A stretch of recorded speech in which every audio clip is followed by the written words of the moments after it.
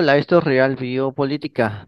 Vamos a ver algo que tiene que ver con el solsticio de invierno. Ya hablamos de Stonehenge, ¿no? Bueno, hablamos de eso.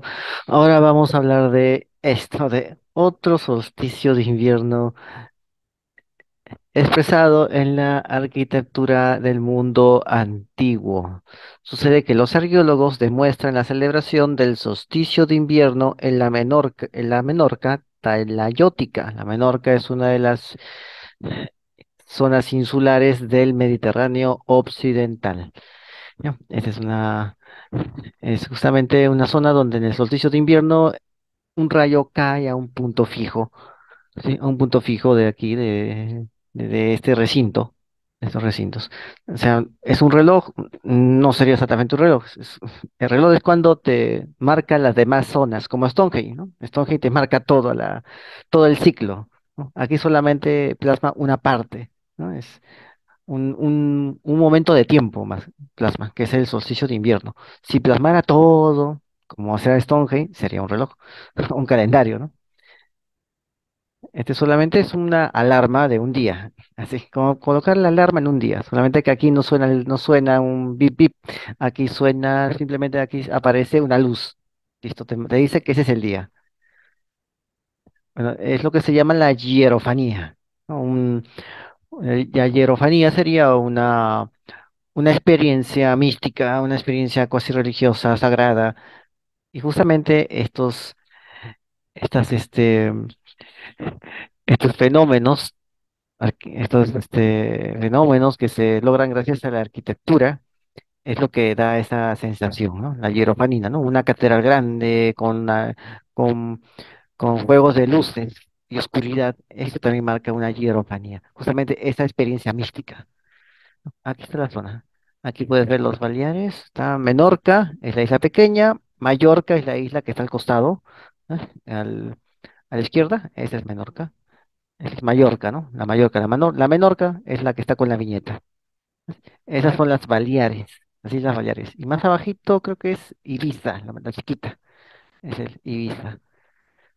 Esa es la parte del Mediterráneo occidental. Justamente allí existía una civilización llamada ¿cómo se llama? Talayótica.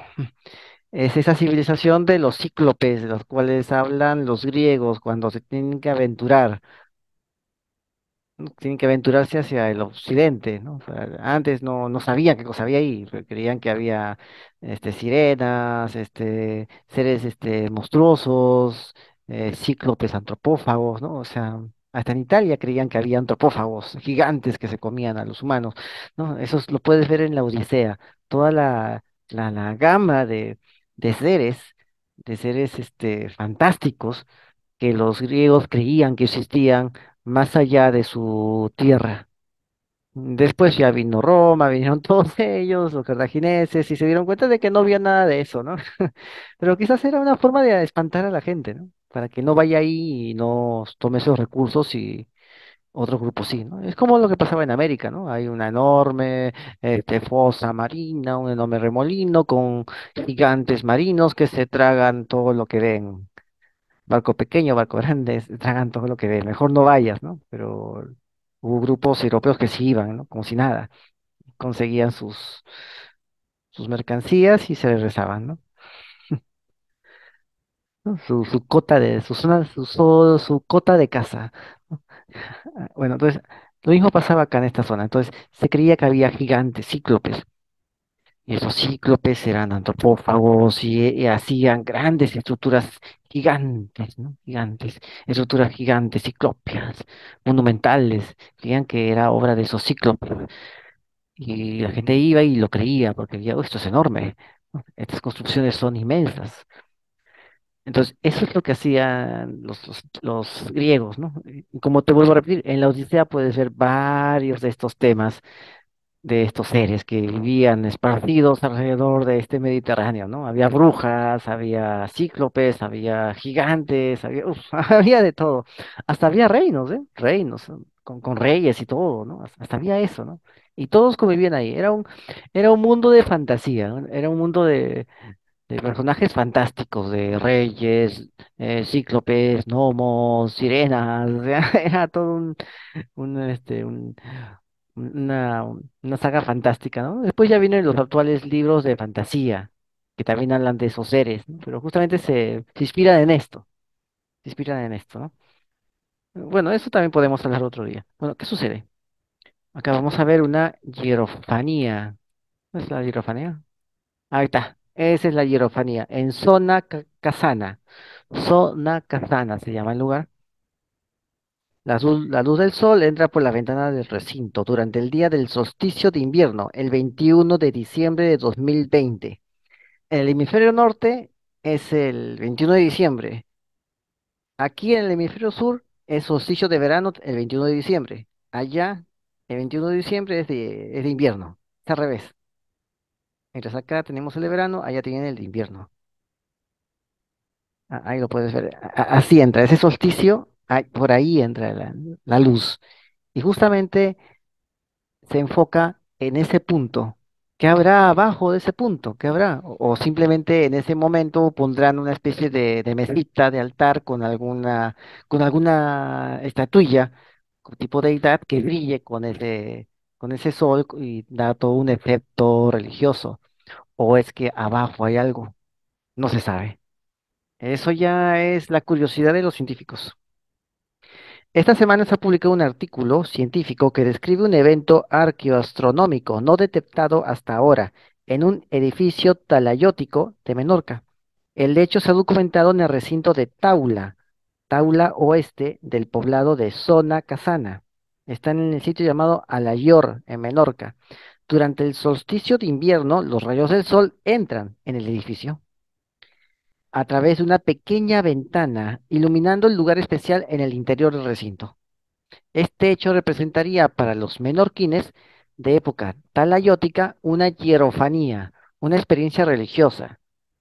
Es decir, que el sol constituiría una de las principales divinidades del panteón talayótico y que la penetración de sus rayos dentro del recinto de Taula representaría una manifestación de esta entidad divina, de esta entidad solar, de los talayotes, que es justamente el pueblo nativo que existió mucho tiempo atrás. Es el pueblo con el cual se toparon los fenicios, se toparon los griegos, se toparon los romanos. Ellos se toparon con este pueblo que construyó estas edificaciones. Los recintos de Taula, Taula, ahí está, son espacios, ¿sí? Espacios religiosos exclusivos de Menorca, que estuvieron en uso durante el periodo talayótico final, es decir, en el año 600 al 500 antes de Cristo. Justamente también la época en la cual los tartesos tienen que enterrar, quemar y sepultar sus ciudades. Justamente en esa época también ellos estaban en decadencia. De un momento a otro les vino la decadencia. Quizás una potencia extranjera o quizás también su propia organización que estaba feneciendo eh, y fue aprovechado esa circunstancia por las potencias extranjeras, los orientales, los griegos, ¿no? por, por la potencia más, más preponderante en la zona. Bueno, acá lo tienes, ese es el Taula. El Tallalútico final es entre el siglo 500 antes de Cristo y el 1 antes de Cristo. Ah, sí, el 1 antes de Cristo, después de la conquista de Hispania. Ahí está, después de la conquista de Hispania.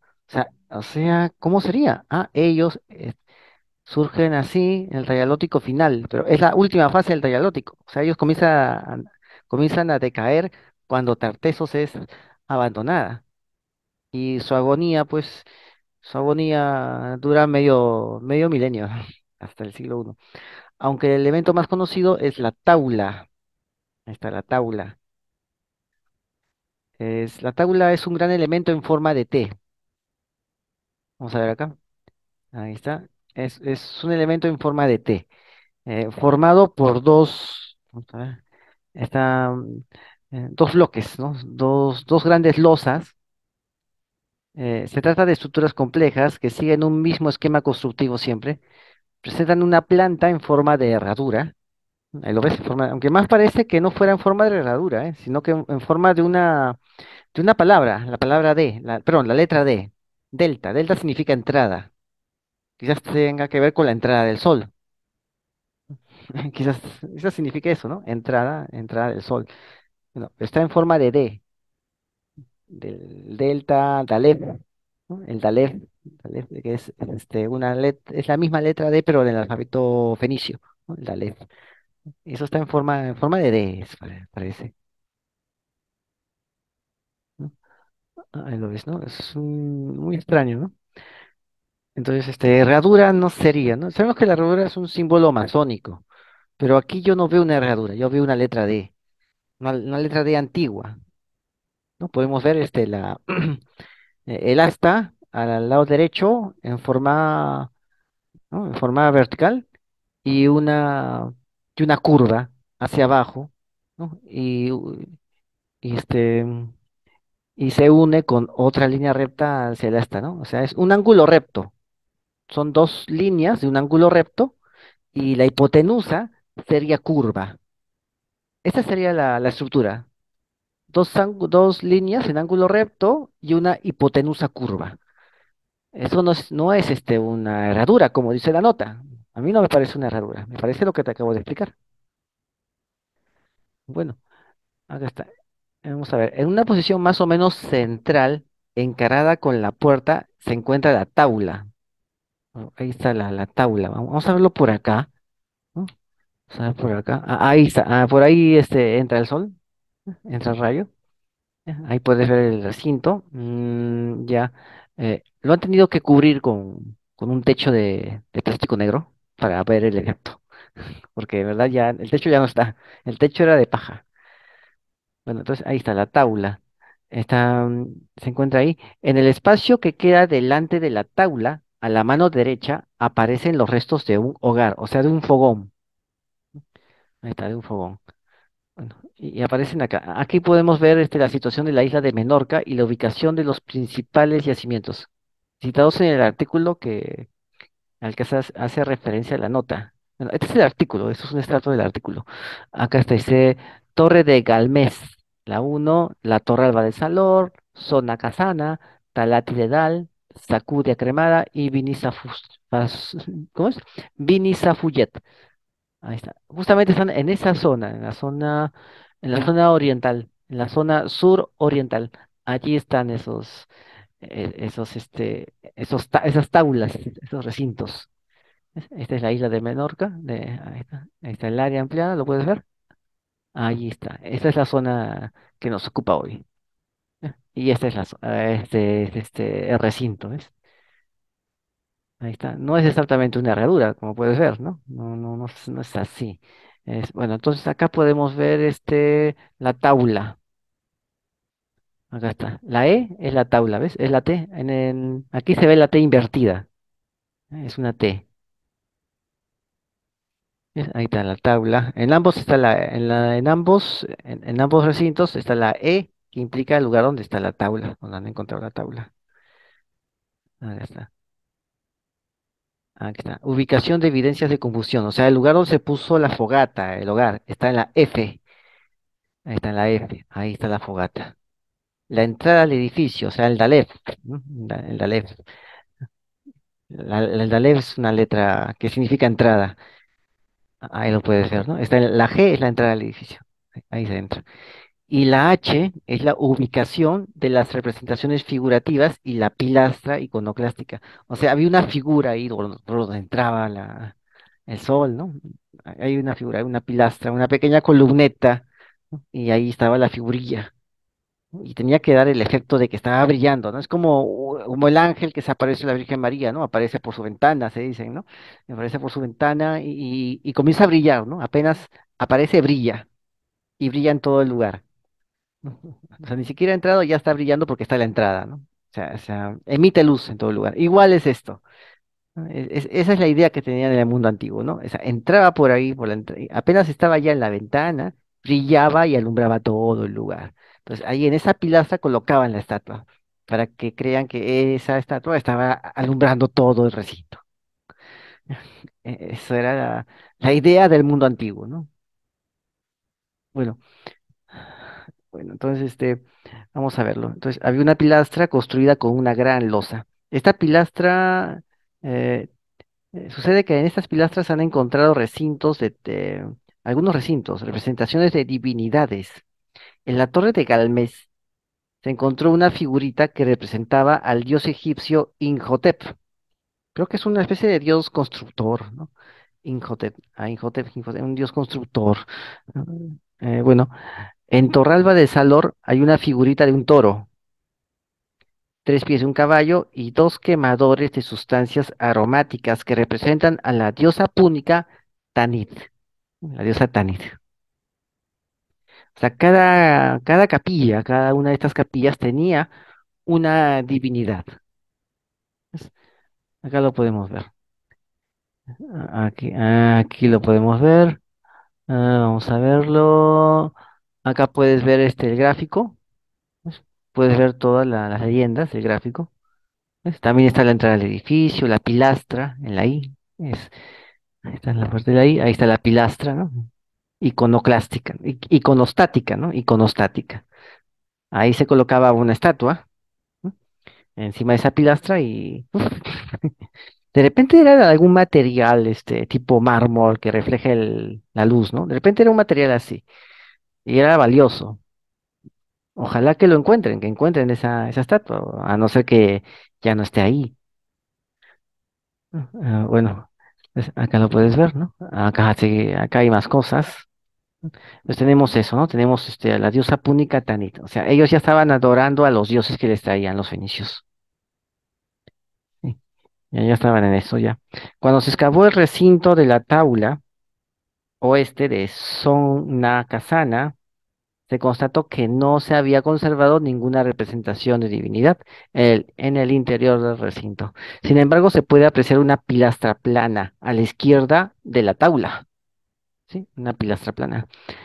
Para el equipo, este lugar donde se colocaron las divinidades, este era el lugar donde se colocaban las divinidades, ahí, en esa pilastra. Y acá tenemos la fachada del recinto. Tenemos una abertura y tenemos acá una figura de la diosa Tanit. Aquí lo estoy mostrando, acá está. La han sombreado en negro, resaltada en gris oscuro, aquí en la parte B. Ahí está. O sea, prácticamente lo han hecho ahí confundida con las rocas. Es parte del diseño de las rocas. Han puesto ahí una representación de Tanit. ¿Lo ves? En tres piedras, ¿no? El cuerpo, los hombros y la cabeza. Ahí está. Esa es la diosa Tanit. Mira cómo lo han prácticamente, cómo lo han camuflado dentro, cómo lo han camuflado en el mismo muro del recinto. O sea, nadie se daría cuenta, ¿no? Pero bueno, míralo. O sea, en el mismo muro exterior han colocado esa figura de la diosa Tanit. Han, han labrado bien le han dado forma a las piedras para que se vea como la representación abstracta de esta diosa. ¿No ves? Ahí está. Es lógico pensar que si en el recinto hubo alguna figura de Dios, de los dioses en algún momento, que se colocaran pues en la pilastra, en ese lugar. Acá puedes ver la pilastra. Acá está, ¿ves? Aquí, una pilastra. De repente estaba en algún lugar especial, ¿no? Puede estar encima o puede estar cerca de esa pilastra, ¿no? Y alumbraba más. O sea, era una especie de culto, ¿no? Donde se usaban estos artilugios para sorprender a la población. Bueno, se habla de la existencia de una pequeña ventana en la fachada del recinto, de taula oeste. Un recinto de taula se dice porque justamente tiene esos bloques en forma de T, ¿no? Esta apertura tiene unos 20 centímetros de alto y 15 de ancho. Está ubicada a 2 metros de altura. Se encuentra en el lado izquierdo de la fachada, mirando hacia la pilastra donde se sabe que se colocaban las representaciones de divinidades en algunos recintos de taula. Sea, mira hacia la pilastra.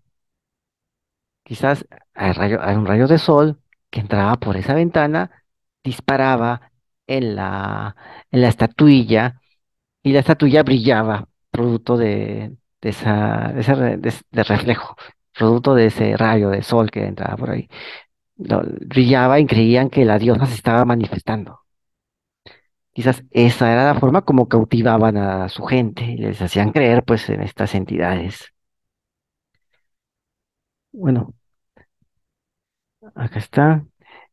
Durante el 2020, en una visita al sitio, vieron que la orientación y la inclinación de esta apertura podía estar relacionada con la posición del Sol durante el solsticio del invierno, que allá es el 21 de diciembre. Acá es el 21 de diciembre, aquí en el sur, en el hemisferio sur, es el solsticio de verano, allá es el de invierno. Aquí. Bueno, entonces, ¿qué pasó? Comprobaron que hacia el mediodía del solsticio de invierno, los rayos del sol penetraban dentro del edificio e iluminaban la zona delantera de la pilastra, donde se ubicaban las representaciones de estas divinidades. Pero fue necesario comprobar este hecho in situ.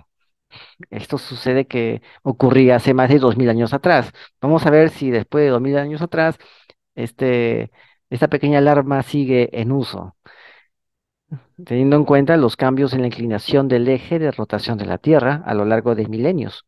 Quizás haya marcado alguna diferencia. Así que esperaron el día y fueron a ver qué pasaba. Y sucede que, sí, hicieron los cálculos y se pudo comprobar que el fenómeno también se producía en la época talayótica.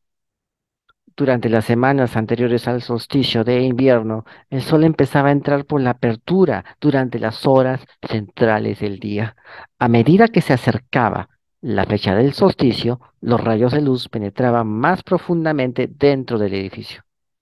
Durante los días más cortos del año, los rayos solares llegaban a iluminar la zona, situada frente a una pilastra, donde se colocaban las representaciones de las divinidades. Ahí está. Justamente disparaba la divinidad y era como te vuelvo a repetir, ¿no? Como el ángel que visita a la Virgen María, ¿no? Que alumbra todo, ¿no? Cuando está entrando, ¿no? Igual aquí, alumbra todo. Uf, cuando- gracias a los rayos del sol. Solamente que aquí lo hacen con un efecto óptico, apoyados por esa racha, ese haz de luz solar, ¿no? En la actualidad el fenómeno es perfectamente observable. Se constata durante el solsticio de invierno de 2020, durante el cual se tapó con plástico opaco toda esta parte del edificio. Como te vuelvo a decir, ya no tenía techo. O sea, esto son ruinas y ya no había techos. Así que tuvieron que taparlo con un plástico negro para ver si sucedía, ¿sí? Para generar la oscuridad necesaria. Y el rayo de luz se hizo visible de forma muy clara, tal y como se puede observar aquí. Entonces, la capacidad de situar en el tiempo el solsticio de invierno debía ser especialmente importante para las comunidades talayóticas menorquinas, ya que una de las bases de su subsistencia era, junto con la ganadería, la agricultura de los cereales. Era necesario saber cuándo empezar a hacer las faenas agrícolas, es decir, cuándo la tierra se está enfriando, porque si está muy caliente, la plantita puede morirse. Así que tienes que saber cuándo se está empezando a enfriar. ¿Y cuándo se empieza a enfriar? Cuando llegas al solsticio de invierno. Es decir, cuando llegas al invierno, empieza poco a poco a decaer la temperatura. Y la planta tiene un mejor respiro. Entonces, es mejor cuando ya empieza el invierno empezar a sembrar para que la planta pueda germinar sin problemas, porque si lo haces en el de verano, la semilla se va a quemar. Prácticamente se va a sancochar en la tierra. Entonces, en verano, tienes que hacerlo cuando inicia el invierno. Y justamente eso implicaba el inicio de ese invierno. Y ese Dios les decía que tenían que empezar a sembrar. El Dios que empezaba a refractar la luz del sol. Porque justamente era un calendario agrícola, ¿no? Era un mensaje agrícola, era arqueoastronomía que usaban estos pueblos para usos agrícolas. Junto con la agricultura de los cereales. Ellos eran full cereales, necesitaban saber cuándo empezaba el invierno. En época histórica, el solsticio de invierno ha marcado en la isla el final del periodo de siembra de trigo. Ahí se acabó la siembra de trigo. Ya. Y posiblemente en la época talayótica el ciclo agrícola era similar. Ya cuando ese rayo caía ahí, justo en ese lugar, terminaba la siembra. O sea, la siembra, o sea, ya sabías que la semilla no se iba a quemar por no se iba a abrazar por el excesivo sol. Entonces tenías que ya terminaba la siembra, la siembra de la semilla. Después ya tenía que crecer la semilla porque iba a iniciar el invierno, iba a haber más humedad, iba a haber eh, un poquito más de frío, más humedad, un mejor clima para la planta, para que la planta pueda germinar. Entonces, desde la antigüedad, el ser humano ha alzado la vista al cielo, admirando su belleza, su inmensidad y su utilidad. Y acá podemos ver algunas letras del alfabeto fenicio y podemos ver la letra llamada Dalet, que justamente es muy parecido a esto, a la estructura exterior. Acá está. Es como la D, el Dalet, que significa ingresar. Dalet significa ingresar. Aparte también, bueno, sabemos que esto evoluciona, ¿no? O sea, no siempre ha sido así, ¿no? Las letras evolucionan. Más o menos, esa es la forma más cercana a esto, ¿no? O también puede ser Rosh, ¿no? El Resh, ¿no? La R, ¿no? También puede significar la R, quizás, ¿no? ¿No? R significa Rosh Hashanah, que es el inicio del año nuevo judío, ¿no? Rosh Hashanah, ¿no? Puede también significar esto. O esta D que significa ingresar. Mira la similitud de las letras, ¿no? Y acá hay otro que me llamó la atención esta letra que es, acá está, ¿no? El BUAP, que tiene como dos cachos, ¿no?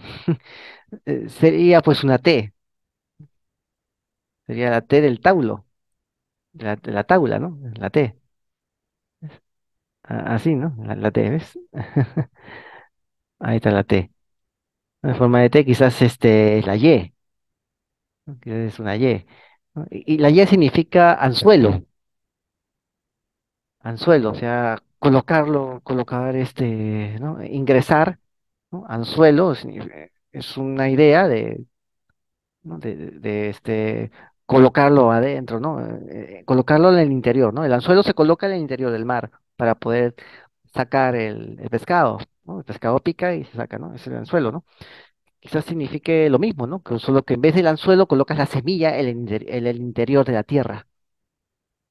Quizás significa eso, ¿no? Ingresar, ¿no? Ingresar la semilla en el interior de la tierra. Quizás esas letras signifiquen algo así.